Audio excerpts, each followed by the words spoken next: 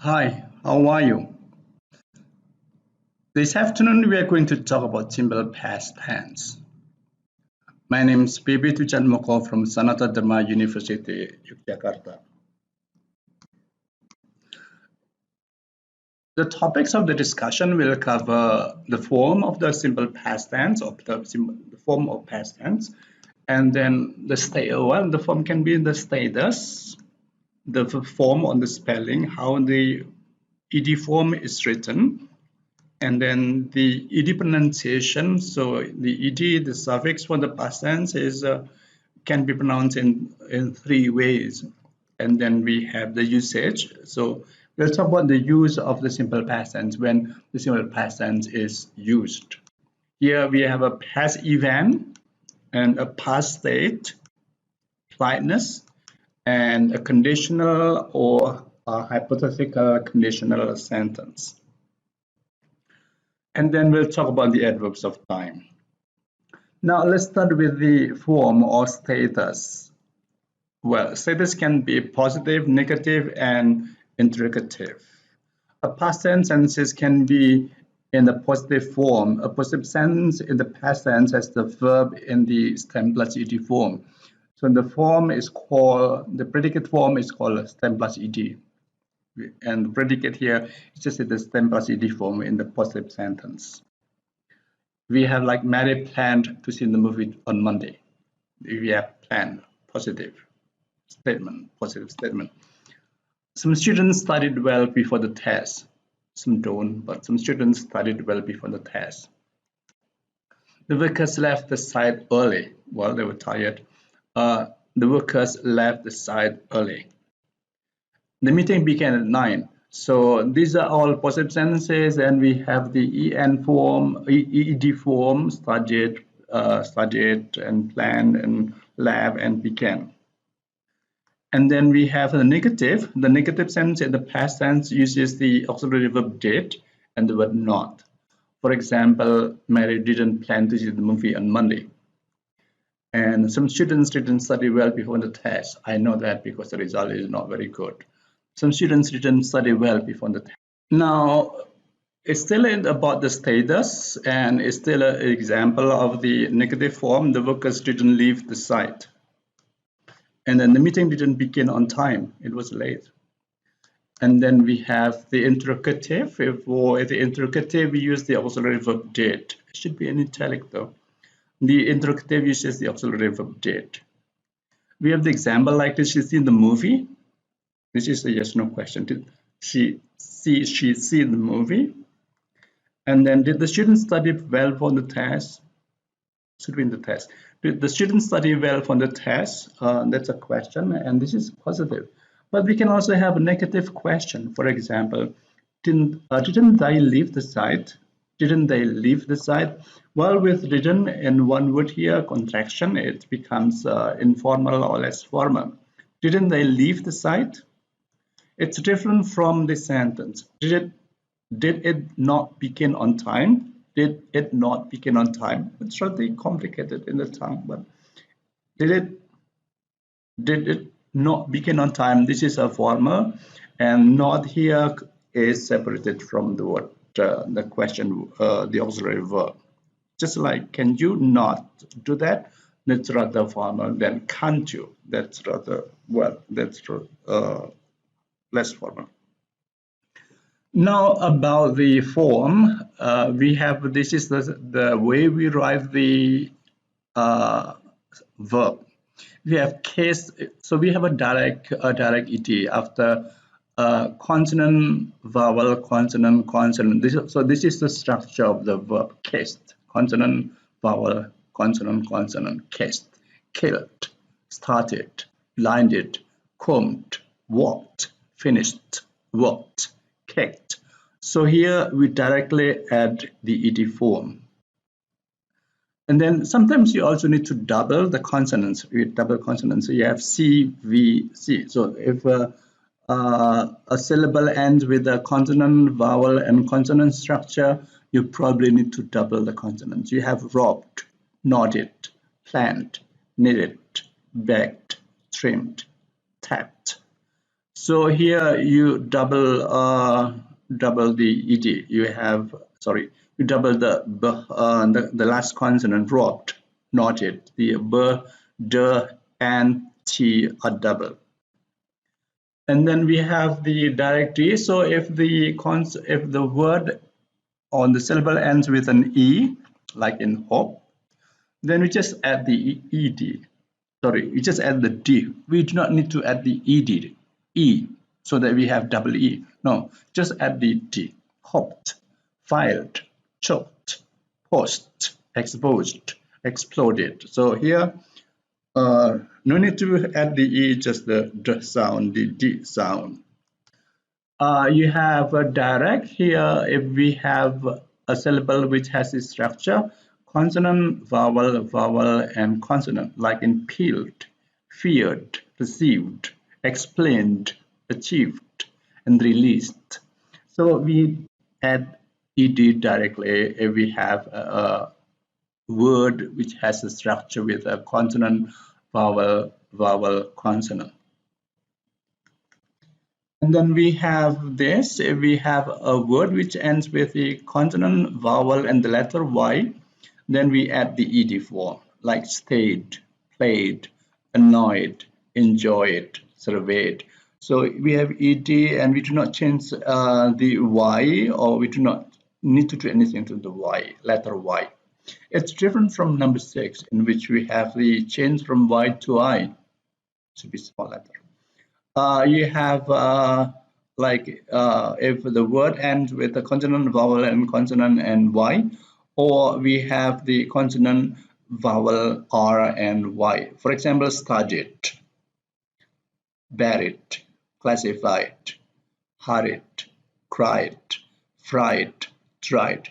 So here we have we change the Y over here into EI first. Here this is this type, buried into I first, and then classified into I first. But here, yeah, this is the different CRI, cried, fried, tried. And then the next we have, while the ed form is the regular forms, we have hundreds of irregular forms in English for the past tense. Well, they form a kind of pattern, so they form into several groups probably, although these are not exhaustive. If you have a stem form, and then stem the past tense change into a. For example, become, became, begin, began, come, came, gave. So the spelling here into a from o or o or I. And then you have lead, lad, read, rat, meet, met, creep, trapped, deal, dealt. And the last three here, you have the addition of T. But for the first here, you have several words which just change the vowel. Lead, lad, read, rat, meet, met. And then we have the change of the d to t. You have bent, bent, land, lent, sand, sent, span, spent. So the past tense is the t words. The words will end with t. And span with d is the present or future with I will span, or he will send me a letter. You have bind, bound, find, found, grind, drown, wind, wound. So these are another pattern of changes of the irregular verbs in English. And then we have drive, drove, write, wrote, freeze, froze, speak, spoke. So from I to O, drive, drove, write, wrote. So that's another pattern. And then we have the change. In fact, this one here, this probably should be over here. You have feel, felt, smell, smelt, spelt, spelt. This one should be one group with feel. Yeah, because you have the change of the vowel. Here you have the change of the vowel as well. Creep, crept, deal, dealt, feel, felt. But this on the last here, you just add the t sound. You have a smell, smelt, spell, spelt, knelt, knelt. So consonant change and the change over here. Oh, mixed up. Okay, Then we have number 7, another pattern. You have the shrink, shrank, sing, sang, sing, sang, sink, sank, sit, sat. Well, in a way, it's similar to number 1 over here because you have the change here. These patterns you have a e and a, e a, e a, e a, shrink, shrank, sing, sang, sing, sang, sit, sat. And then we have the next pattern, you have bring, brought, buy, bought, fight, fought, think, thought. So from ing into ought, bring, brought, buy, bought, fight, fought. So we have this pattern of or, ought. It's not brought, it's just bought, brought. We have teach, taught, catch, caught. Not many here. And then the last one we have over here bad, the same. Bad, burst, hit, cut. So these are the common patterns. Probably you can study more, you can explore more and find more groups. Of course, you miss the important past tense verbs. You have the be becomes was or were, and then have become had, but they are not here. But I hope you are familiar with those. Be, had, were, and then what is it? Have into had. Now let's talk about the pronunciation. We have 3 pronunciations of the. The first is with the d sound. We have after vowels and voice consonant except d. For example, you have prayed, prayed, robbed, robbed, comb, combed, plan, planned, mail, mailed, arrived, arrived, maze, mazed. So these are comb. Remember here we do not, the b sound is silent, it's not read. Combed, planned, and so on. And then we have the t after a voiceless. We have, it's not, we read as skipped with skipped, kicked, missed, sniffed, brushed, matched, skipped, kicked, missed, skipped, sniffed, crushed, matched. So because these are per, k, s, f, and sh and ch are voiceless, and we pronounce it as t. And then another pronunciation, the last is the ed. For example, this comes after d and t. For example, need, needed, exploded, embedded, wanted, knitted, exploited. So you have the t sound. It's different from here. The first here you have just combed, planned. It's the e sound is not here. It's not here. But here we have needed, exploded, embedded, wanted, and so on. Now let's go to the next. We have the usage. We use the past tense for an event which happened in the past and didn't have anything to do with the present. So I bought my cell phone in the black market. It was cheaper. I bought, so it's in the past and it hasn't, the buying itself doesn't have the consequence to whatever we have now. I bought my cell phone in a black market. That's just information that it's not legal phone. You see, it's cheaper. And then I lost my camera in Palembang. That I just I do not want to go there again. If well, that's a sad story. But I lost my camera in Palembang. I just walk in front of the hotel and suddenly ride to, was it a motorcycle with 2 riders passed by and snapped my camera, and I couldn't do anything. I lost that, and it often happened there. Well, I don't know now, but it was like 3 years ago or 4 years ago. I lost my camera in Palembang. It was in the past, and I got a new camera. Okay, and then the meeting began at 9 and finished at 11. So began and finished. Then we have a past state, like a state in the past, which is not connected to anything in the present. So the state is in the past. It was very cold last night. Yeah, it was very cold.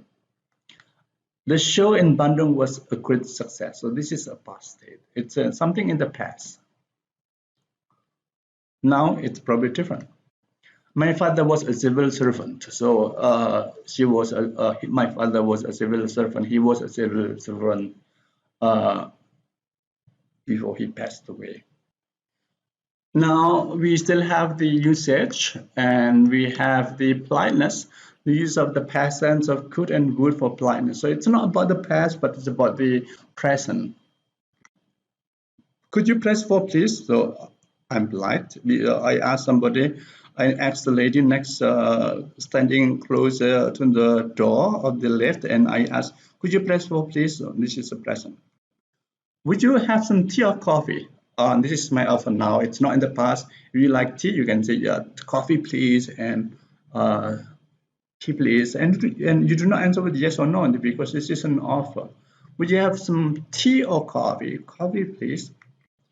I would be very happy if you could help me. This is my expression of being polite, of my being polite. I would be very happy if you could help me. Politeness, request. And then we have a conditional sentence, a hypothetical condition or statement on an action or state which cannot occur because it's contrary to the factual condition. So it's contrary to a fact. It never happens. Or which never occurred because the opposite had occurred. For example, if it was Sunday, I would enjoy my time at the pool. Now it's Friday. Now it's Friday. So if it were, never happens because now it's a Friday.